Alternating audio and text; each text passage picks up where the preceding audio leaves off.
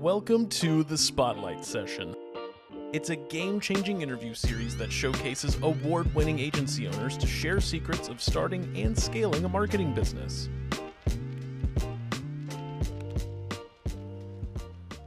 Hey, welcome everyone to another podcast episode here at HighLevel. We call them the Spotlight Session. Today, I have a very special guest. He's based out of Dubai, a gentleman named Kalvin Morris. And if you have not heard of Kalvin, I want you to buckle up. We've got a ton of cool things to share, more on the story side of some of the things that you might feel relevance to in some sense. Like, a lot of you struggle through building up HighLevel, building a business with HighLevel. So what we want to do is shed some light of some easy buttons you can push as you launch into HighLevel. Now, Kalvin is someone who has well over 23 years of business ownership experience, an entrepreneur, well over 12 plus companies launched, if I'm not mistaken. At one point, you had over 4,000 employees, and all kinds of cool things that you've done in your recruitment company. From what I know, you've built, custom projects, spent millions of dollars over well over 10 years worth of time building systems and processes. So I'm excited to dive right in. But before we go any further, can you tell me what is the Kalvin Morris story? Take a few minutes. Give us an overview of your journey in entrepreneurship so far. Yeah, so first of all, thank you, Paulson, for inviting me on. Really excited to be here and share, my journey and my story, and the ups and downs. So, I think something that's important first is that you always hear people sharing their successes. And I actually talk a lot about, although maybe I don't believe in failures, I talk a lot about the failures that create the successes, So yeah, you're right. 23 years, closing in on 24 years of business ownership. Tried a few things when I first, left school. They weren't really for me. And then we launched a recruitment company, which I launched with my mum. We still have that today. So just about closing on 24 years on that business. And there's been 11 other successful ventures. Some of them were off sprouts of the recruitment company. So we talked about software, before we got started. So we developed our own software system years ago. Software, of course, wasn't what it was today. Certainly not the high level of today. And it was a real journey, and we spent a lot of money. We had a full team in India doing the development, and it was like, I want this button here. And it was like, okay, in 6 weeks you can have that, and that's another $10,000, please. And it wasn't that practical, but we pushed through. I remember flying from the UK over to India to spend a few weeks with them to really push the development along. And we got through that, and that piece of software was fantastic. And about £1.5 million is what we spent in total on that piece of software. And we still own it today. We still own the IP to it, but it's only good for that specific business. And if you were to try and sell that today, or if I was to try and sell that today, it doesn't have AI, it doesn't have the tech, it doesn't have the infrastructure behind it. So to any other business, it doesn't really have a value. And that's probably one of the core things that I learned in terms of, developing software, developing systems and processes for my own businesses. So, it's a really interesting journey. Some of the other businesses, we actually launched that software as a business, and we were about 2 years too early to the software boom. If we'd have known that, we'd have kept going with it, but it didn't work out for us, that one. I invested in a HGV driver training center. Off the back of COVID, I had 2 live streaming videography companies. In my younger days, I used to DJ, travel around a bit, run music events in 5 different countries, had a festival and a whole lot of other things, collaborating with people like Ministry of Sound in London. I've had quite a colourful past. Enjoyed, myself all along the way.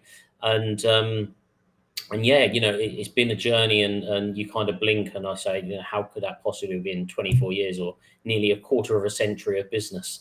Hopefully I still look young enough that I don't look my age, let's say. Here's what I'm observing from even conversations with you in person, I believe in Dubai. You're a systems and process person. That operation is kind of your strength from what I understand. So for those of you that are watching, first of all, I would love to know where you're from, city, state, put it in the comments. If you're listening in live, tell us that you are watching live. We would love to just interact with you. Um, so today's conversation, what I want to do is gear it towards masterminds, systems, and really global growth around HighLevel. I mean, you're leveraging HighLevel now for multiple businesses, from what I know. And so let's maybe talk about three things. One, why most entrepreneurs struggle even with great coaching. Two, how the SaaSPRENEUR model helped you expand globally. And really, three, masterminds and systems. Like, what is the winning combo there from what you're seeing, Calvin? So, first thing is why, Calvin, why do most entrepreneurs struggle even with great coaching? So I had some very high-end coaching for about 5 years in London. I invested a good amount of money in that, hundreds of thousands of dollars in that over those 5 years. And the main coaching program that I was in was for me absolutely incredible and life-changing. But I'd already owned a business for 16, 17 years at that point. And what I noticed and observed was people coming in and out of the programs. Perhaps they weren't ready for those programs. And to learn at that level, so we would go for a full 8 to 10 hour day every month, and they simply couldn't implement the strategies being taught at that fast paced level consistently every month. So they would fall behind. And it's almost like, let's say, a child not doing their school homework. And then the next time then they're behind and they're behind, and then they lose pace, lose momentum, and then the overwhelm kicks in. So it's definitely about overwhelm, not being able to deliver, and kind of relating that to what I've done and what excites me about the HighLevel software and everything that's amazing that we're doing is that it's front end developed. But what I did when I first moved to Dubai, I started doing one-to-one consultancy. I launched a group coaching program, and I realized that a coach is a buzzkill, not a buzzword. It's another coach, it's another person. So I started, representing myself in that way, and I'm not just another coach. And what we used is HighLevel as a wrapper to make sure we deliver to the client. So I think, to answer the first question, it's the failure rate is high because of overwhelm, because there's so much to learn. I think so many people start businesses that could be fantastic, but then they don't. You don't know what you don't know at the end of the day, and we have to go through those journeys to learn that. And I don't know the exact statistic, but it's something like 90% or more of businesses fail globally because they don't know this stuff. So it's definitely overwhelm. It's definitely not having people's hands held for long enough, and then not being given those systems and processes. And that's why we teach sales, AI, and marketing now to people, and then, as I say, use HighLevel as a wrapper around that so that people don't get that overwhelm and have a higher success rate. So to move on to SaaSPRENEUR, so the timing couldn't have been more perfect for me. So the first, if my information is correct, the first ever HighLevel event outside of the US, or major event outside of the US, was in Dubai, which was about 25 minutes from my house. So it would have been, I was already using it for a good few years, and it would have been rude not to go. And I kind of class myself as a master networker. So my goal on I loved the process of the night before the event, you go and register and do the networking. And I realized on that first SaaSPRENEUR in Dubai that that was the most powerful part, because everybody's there, everybody's excited, and we picked up a lot of contacts in that first evening. And I run some online networking, and the thing is it's only as powerful as the follow through. You've got to follow through with people. So that was really powerful for me. And then I heard rumor that there might be one in Australia, and heard rumor that there might be one in London. So I sort of geared myself up for that, and just bought the ticket. Went over to Sydney, which was probably six weeks ago, maybe a little bit longer now. The Sydney event was absolutely incredible. High quality of clientele. And when you get a conference where people are flying in from all over the world to attend, those people are serious. They're serious about learning and developing, and they're serious about business. So, we made a whole maybe 90 contacts in Australia just from that event. And literally since that event, we've just been, closing business, closing deals, creating collaborations. Just this morning, I was on with somebody from New Zealand, just doing a deal, and then somebody from Tasmania, then somebody from Sydney, all in one day, and then skipping over to the US in the afternoon. So, and then of course the final of the three of the trio was London. So I've been in Dubai for about a year and a half, and I've not been back to the UK at all. So I took the opportunity, went to London. Again, of course, meeting people from my home country, and then a little trip back down to Portsmouth in the UK, where I'm from. And that event was fantastic as well. And yet again, more connections. And across the three events, I think that we picked up contact details of maybe a total of maybe 200 people. And of course, naturally, that means we're connected globally just off the back of three events. And if you compared the cost, the investment of doing that compared to paid ads, even though paid ads is the fastest way to grow your business, the cost investment and time investment was far outweighed, giving Meta or the equivalent the same amount for the result that's been delivered off the back of it. I love it. I did not realize you went to Dubai, Sydney, and London. When you were sharing your notes with me about the SaaSPRENEUR model, I was thinking about the SaaS white label model. I was not thinking about you creating your own opportunities with attending the event. So that's really cool to hear about it.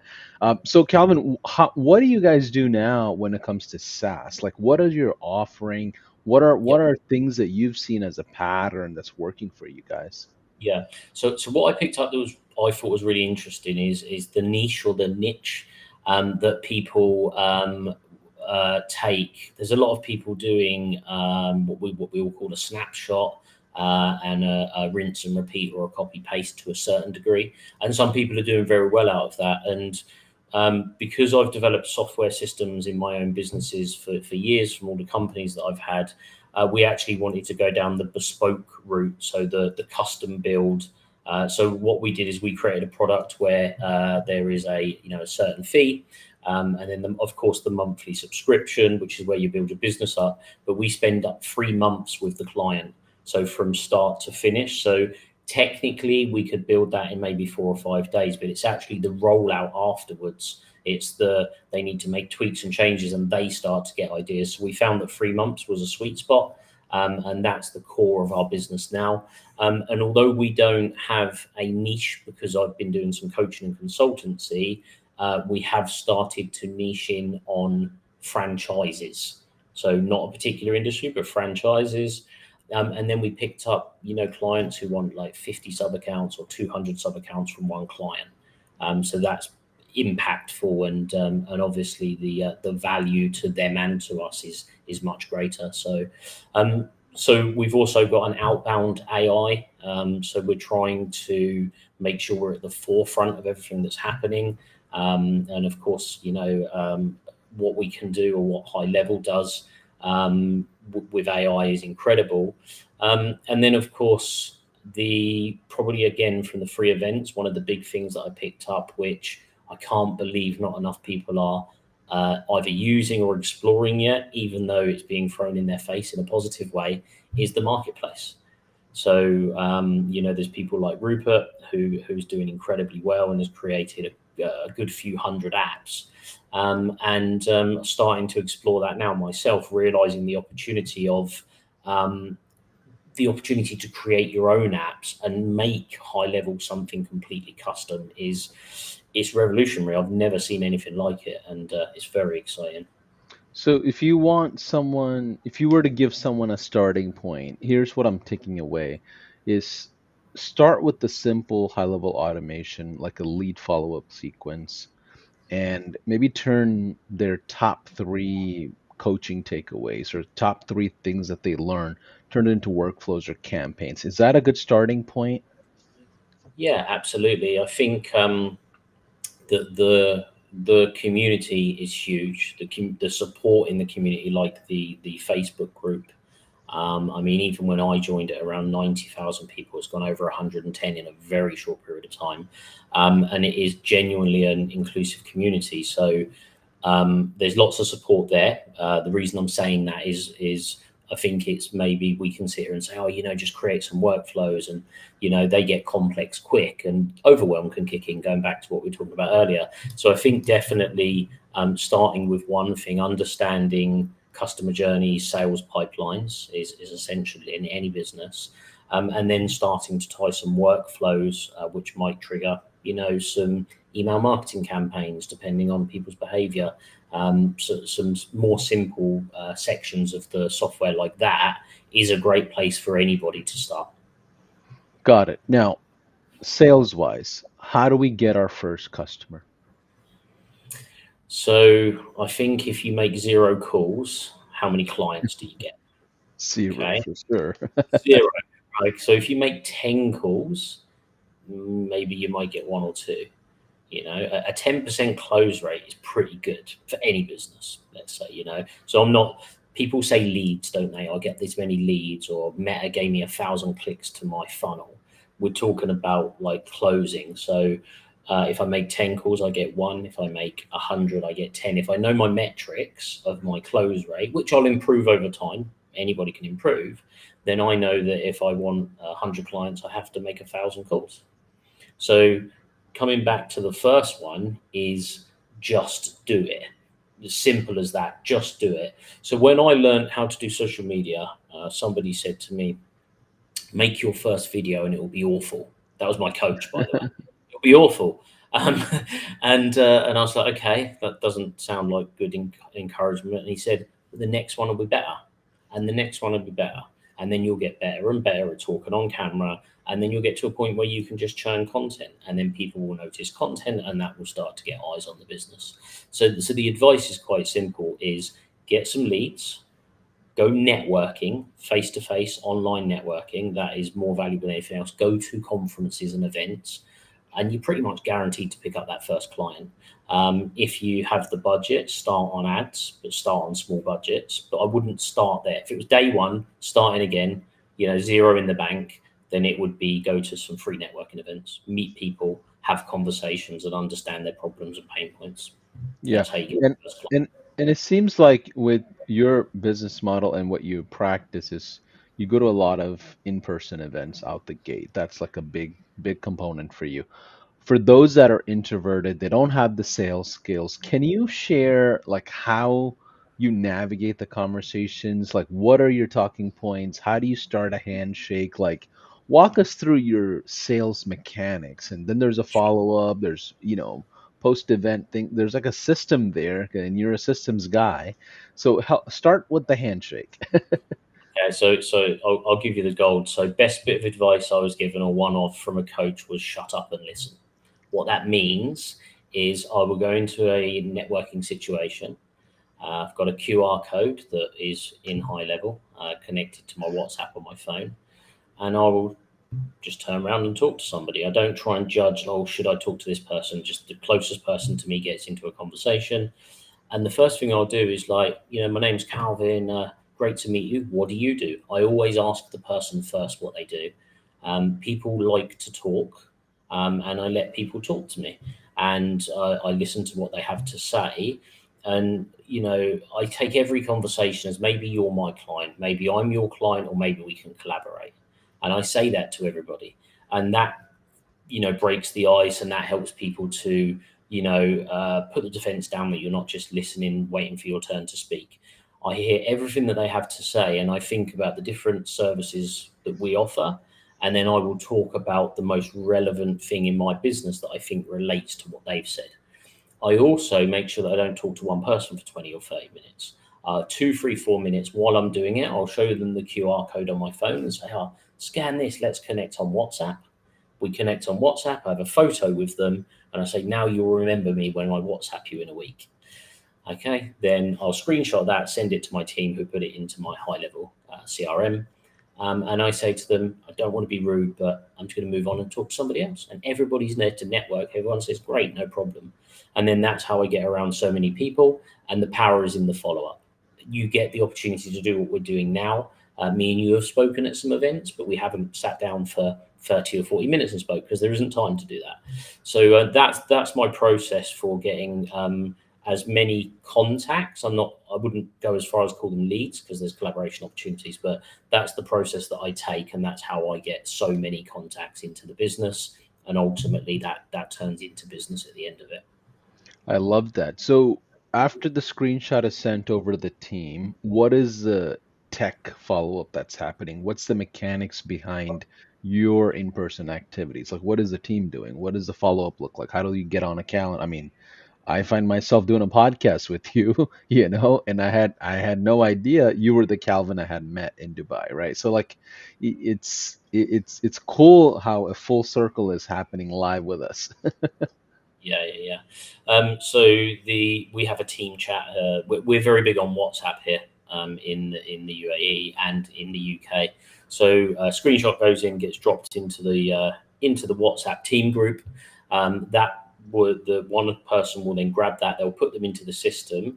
After I've networked, if I use the SaaSPRENEUR events as an example, after we've done the first day, I'll WhatsApp in the group and say, please now message all the people that I sent you yesterday, asking when they're free in the next couple of weeks for an appointment. So before the event is even over, so that event is a 2-day event, people are getting booked in on the calendar. On a Friday, we actually looked today, and I think between the team, we completed about 69 meetings this week, and they're all new meetings. So that's because of it takes a while to get that buffer moving, right? But that's the process. That's what happens. Everybody knows their role. That everybody knows what they need to do in this process, and it flows like clockwork. Obviously, we probably one of a little tip here is if you're connecting with other people who have calendar links, when it gets to meeting time, make sure you know who's using what link, because you end up with 2 links sometimes because you're booking on both calendars. So it's just a tip. But yeah, and that's pretty much the flow. And honestly and genuinely, the way that I take this is come into the meeting and I say to them, look, there's no agenda here. I'm not going to try and pitch you. We just have a conversation. We just see where the conversation goes. If I actually think that we can help them, then I'll tell them about our services. And often I've bought from those meetings as well, to enhance our business. And actually, one big thing that we're doing, which again the SaaSPRENEUR events have helped with, is being able to collaborate with people and work together, because you're working in the same platform, but you have different offers and services. So, but yeah, that's the process that we take.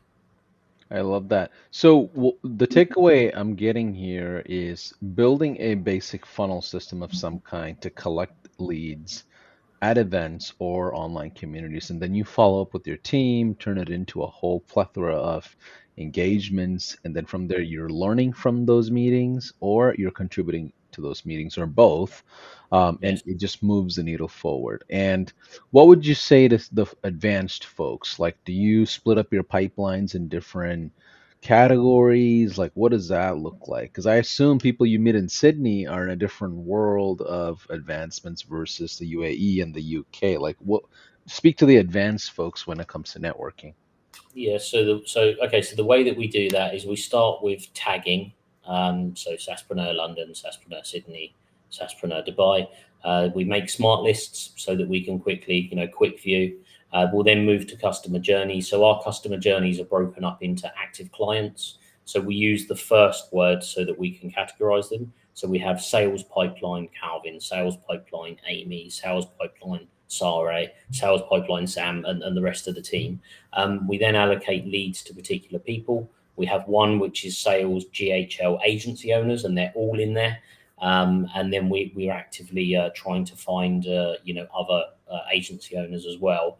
And then we have like deliverable pipelines as well. So we're not just using them in the sales process, but to answer your question, that's how we're using pipelines in terms of categorizing them. So we use the word sales first, so the sales ones are next to each other. And then we've got, some of them have 30 stages, everything from cold leads, hot leads. We had so many leads that we had to create hot leads current, so we knew which ones we were about to close. And then, of course, you can then get a bit more advanced and put automations behind those pipeline stages. I love that. So let's talk about the third thing, which is masterminds and systems. Like, what is the winning combo for you for fast growth? I mean, I assume it's what we just simply talked about, is in-person events, building the systems out. But what else can you do when it comes to speeding up your sales motions?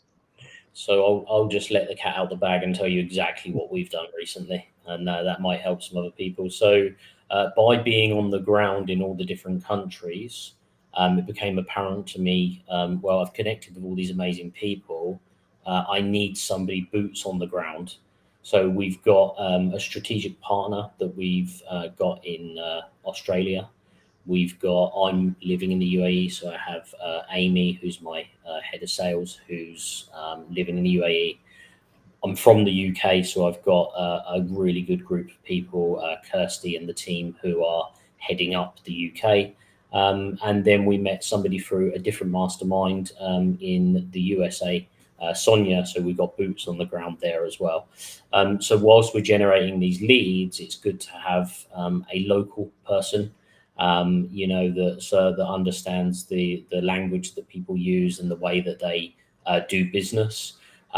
They're bringing leads into the business, and then they get very healthy percentages ongoing forever. So we're building a good sales structure. They're not employees; they're strategic partners of the business, and they'll get a percentage of everything that ever comes in from their area forever. So a normal sales process would be: here's your salary, here's your 3 or 4%. You get it once, and then you go again. So what we've done is we've said, well, look, you get 15% of everything that comes in, and all those subscriptions, you'll get 15% of them forever for the amount of time you're either with us or the clients with us. So they kind of get to build up their own little portfolio within the business. And of course, over time, that compounds for them, and is much better than being an employee of mine. So that's the strategy that we're running. It's working very, very well. Wow. And Wow. we'll expand that. Wow. So these are strategic partners, and how do you elevate their quality? Like, how do you monitor what they're doing? How do you have eyes on the decisions they're making? Like, what is your daily activity, or what is your motion like with these individuals that are in five different time zones? Yeah. So we created world clocks as a little plugin on the side of HighLevel. We created a spreadsheet that has all of the times, and we coloured them when everyone's available at the same time. So I can just go, it's 4 o'clock here. What time is it there? And we can book appointments in that way. One of the things that we've done in terms of who those people are. So you mentioned earlier, so 4,500 people in my businesses that I've employed in total, consecutively 250 people at any one time. And what did I learn from employing that many people? Is employ half on experience and half on attitude. If you can do that, you can mold people to your business. Now, we're talking about strategic partners, not what I'd class as an employee. And it's just finding those right people who are passionate. Maybe they need a little bit of help and guidance from my experience level, and just spending time with them. So most of my mornings, the first half of my day is spent with the team. So we'll have a team meeting on a Monday with everybody for UAE, Australia, UK. On Tuesday afternoons, because afternoon is morning in the US, we'll do the UK and the US. So that's our team meetings where everyone gets together. I let them know everything that's going on in the business, all the new leads that are coming in, the different directions that we're going in. And then I have one-to-one time with every team member during the week, once or twice. So the majority of my time on Zoom is made up of time with the team. I knew a gentleman who managed the largest company that rolled out the internet way back when in the UK, and he had something like 9,000 salespeople under him. And I said to him, Peter, how did you manage 9,000 people? He said, I didn't. I managed 9. I managed 9 who managed 20, who managed 20, who managed 20, etc., etc. So you can create KPIs and you can keep a track of people, but it's what I teach in my AI sales and marketing events is growth orientated teams. You should have a team that is growth orientated, but there's skin in the game for them. It's not an employee-employer relationship. It's their skin in the game. They have a genuine opportunity to earn some good money and do something that they love on their own time without me, breathing on their shoulder. So the way that I do it is, look, you have an opportunity here. The support is here. The training is here. Anything you need, it's an open door policy. And then it's just that regular time. I think biggest mistake I ever see in any business, but particularly in sales, is people recruit sales people or strategic partners, as we call them. And then they don't put the time and the effort in to actually nurture those people and grow them. And that's how we do what we do, and that's why it's growing. And it's not if it's going to be a huge global company. It's happening, and it's going to happen, and we're going to explode over the next 12 months. So. I love it. Now, what are some final takeaways you can share in your last, I would say about a year in the world of HighLevel? Like, what are mistakes that you would say, if you're brand new to HighLevel, avoid these things, or if you're brand new to business, avoid these things? Yeah. So relating to HighLevel, there is a lot to the system. So in Australia, at the end, on stage is a whole list of development items that are given. And that list is long because I think one of the founders said that there's 900 developers who are in that region total in the company. So the development rate is insane. Do you need to learn all of those or what relates to you? And then in between the Australian and the London events, which was about 4 weeks, the list of development items was different. So the question is, what do you do with HighLevel? And I've seen a lot of people say they try to take on everything and then we're back to overwhelm. So I think niche in, some people are using it and just doing social media marketing for their clients and charging them a retainer. That's just like one of maybe 300 features, but they're making money out of it. So I think focusing on, if you're using it in your own business, focusing on the sales section, the customer pipelines, the contacts, and maybe the email marketing, for example. If you're doing it on behalf of clients, just understand what your client's biggest pain point is. If you've got a niche, then, focus in on what that is. A lot of people are using it just for lead gen. And then start your business that way, build it up, and then start to open up the other opportunities. For us, the really exciting thing we lead with is AI, is outbound AI, which we have our own plugin, and we use the inbound voice and the conversational AI natively to HighLevel. And we're focusing on that and what it's bringing. We bring people in on the AI, but then they come for the CRM anyway. So yeah, hopefully that answers the question. Absolutely. So if people were to start somewhere, is there a particular industry or a certain business model that you feel like, that's the business model? You've been through coaching programs, you've implemented bespoke, you've done sales trainings, you've done the retainer and the SaaS. Like, what is if you went back in time, what is the business model that you would say, that's the easier button? Well, there's no such thing, but what is the, I guess, least path of resistance? So I think that you've got to be passionate about what you do. You've got to love what you do. I think that don't go with the trend because you think that's right. Go with what you think is right. The best businesses in the world in my opinion, are the businesses that can sell to every business. So if you can sell your services, so for example, lead generation's huge and it's exploded, but you get a lot of people saying, I guarantee I'll do this many leads for you in this amount of time for this much money. That, you can't really guarantee that because it is, you can be very good. You can be the best in your business, in your sector, but it's just luck of the draw to a certain degree, right? We'll go back to the example. If I need 100 clients, maybe I need to make 1,000 calls. So I would just say you focus on what you're doing and don't get distracted by the shiny new penny every 5 minutes. So focus in, give it the time and attention it deserves. And if you're failing in the first 4 months, that's okay. If you're failing in the first 6 months, that's okay. If you're failing and you're going into a year and a half, then maybe you need to change something.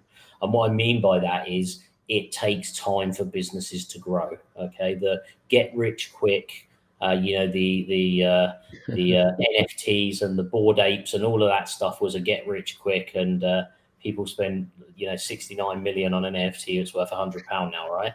It wasn't reality, and a lot of people have lost money in crypto, just as an example.